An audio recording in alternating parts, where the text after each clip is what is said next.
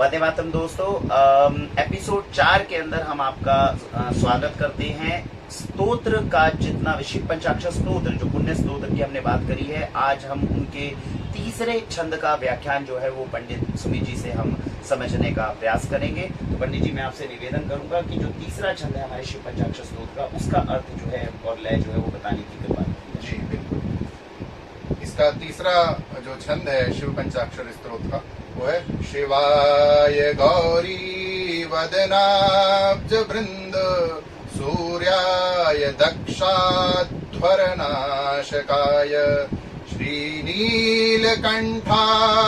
वृषभध्वजाय तस्मै शिकाराय नमः शिवाय।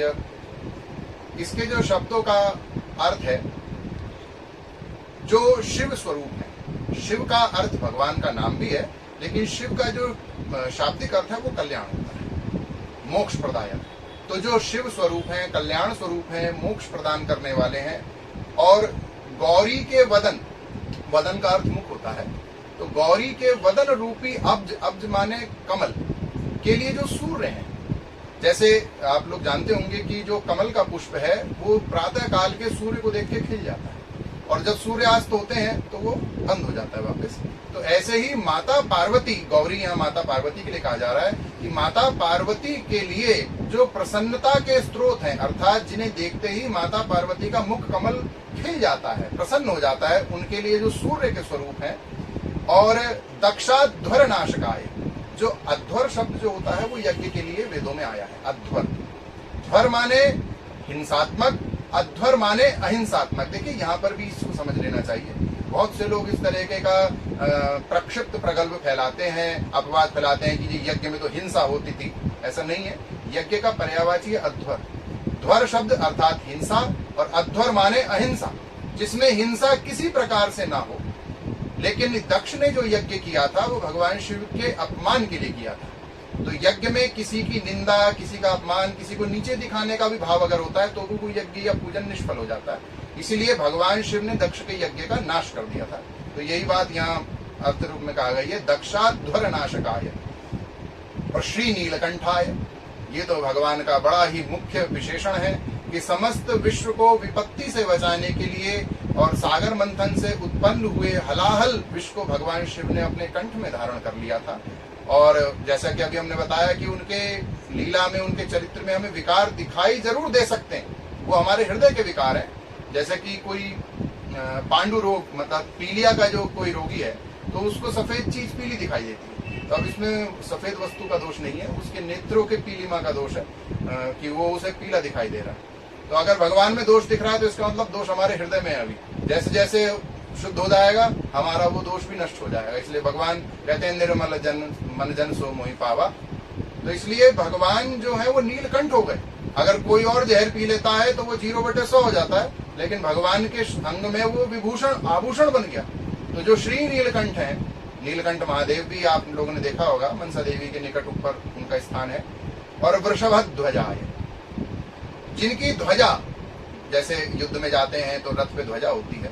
जैसे भगवान विष्णु को गरुड़ ध्वज कहा जाता है, अर्जुन को कपित ध्वज कहा जाता है, अर्थात अर्जुन के ध्वज में हनुमान जी का चिन्ह है, विष्णु के ध्वज में गरुड़ का चिन्ह है, भगवान शंकर के ध्वज में वृषभ का चिन्ह है। और वृषभ जो है सनातन धर्म में बहुत महत्वपूर्ण स्थान रखता है, अर्थात मूर्तिमान धर्म है। वृषभ को धर्म ही कहा जाता है। और हमारे शास्त्रों में तो यहाँ तक कहा गया है कि 10 गौदान के बराबर एक वृषभ का दान है। 10 गौ माता को पालने के बराबर एक वृषभ को पाल लिया जाए। और आज जो गौ माता का जो हम अवनति देख रहे हैं, जो उनका अपमान देख रहे हैं, वो इसी कारण है कि हम केवल गौ माता पे तो फोकस कर रहे हैं, पूरे गौवंश को नहीं देख रहे। बीजदायक वृषभ को हमने नकार दिया। तो जो वृषभ जिनके ध्वज में है, अर्थात भगवान शंकर स्वयं ध्वज में, ध्वज सिर से ऊपर ही होता है, अर्थात भगवान धर्म को, धर्म रूपी ध्वजा को धारण करने वाले हैं। ऐसे शिव स्वरूप भगवान को हम नमस्कार। बहुत सुंदर है। फिर से व्याख्या जो है बहुत गूढ़ जो रहस्य की बातें हैं वो हमें जानकर इन अर्थ से और जितने भी हमारे पास में स्तोत्र हैं उनसे हमें जानने को मिलता है। नीलकंठ शब्द का अर्थ पता चला, इससे मुझे ध्यान में आया। एक तो आपने नीलकंठ जो हमने तीर्थ स्थल, जैसा कि पंडित जी ने बताया, ऋषिकेश से ऊपर है। आपकी जानकारी के लिए बताऊं, अगर आप कभी बद्रीनाथ जाते हैं तो वहां से भी 10 किलोमीटर ऊपर जाकर वहां पर नीलकंठ पर्वत आपको मिलते हैं। तो जो मतलब वही एक, जैसे हमने पिछली बार नदी की बात करी थी और वो करी थी, भारत में इतने तीर्थ स्थल है कि जहां जहां हम जाएं वो प्रत्येक स्थल ही तीर्थ है। ये पुण्य भारत भूमि है हमारी, जहां पर हमने जन्म लिया। और ऐसी भूमि में जन्म लेकर आज हम पाश्चात्य संस्कृति का अनुसरण कर रहे हैं और अपनी धरोहर को हमने खो दिया है। ये हमारे लिए एक बहुत बड़ा चिंता का विषय है। कम से कम अगर हमने अपने जीवन में अभी तक नहीं किया तो कम से कम आने वाली जो हमारी संतान है, जो कल को इस देश का भार अपने कांधों पर संभालने वाली है, उनको हम अच्छी संस्कृति जो है वो आगे प्रदान कर पाए, उन्हीं की कोशिश के लिए एपिसोड की सीरीज जो है वो शुरू की गई है। तो जैसा हम हर एपिसोड में आपके साथ में रिक्वेस्ट करते हैं, एपिसोड को जब आप कंप्लीट कर लें तो उसके बाद में कहीं घूमने मत चले जाइए, फिल्मी गाने मत चलाइए।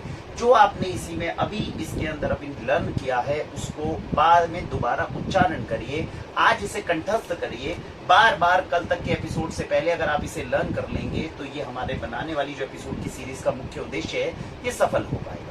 अगर हमें खुद पता है, खुद ज्ञान पहले प्राप्त करिए और बच्चों को बताइए। और अगर लगता है कि नहीं बता पा रहे किसी कारण तो सीधा उनको दिखाइए। लेकिन अच्छे ज्ञान को अगर हम अच्छे लोगों तक पहुंचाएंगे तो ज्ञान भी बढ़ेगा, संस्कृति की भी रक्षा होगी और भारत भी कल को हमारा समृद्ध। और गीता में भगवान श्री कृष्ण ने भी कहा है कि जो मेरे प्रदान किए हुए ज्ञान को अर्थात शास्त्रीय ज्ञान का प्रचार करता है वो मेरी सेवा और भक्ति ही करता है। तो बहुत सुंदर बात पंडित जी ने बताई। इसी के साथ में आज के इस एपिसोड को हम यहीं पर कंप्लीट करते हैं और अगले एपिसोड में आपके साथ में मिलते हैं शिव पंचाक्षर स्तोत्र के चौथे छंद के साथ में अगले एपिसोड में। भारत वंदे मातरम।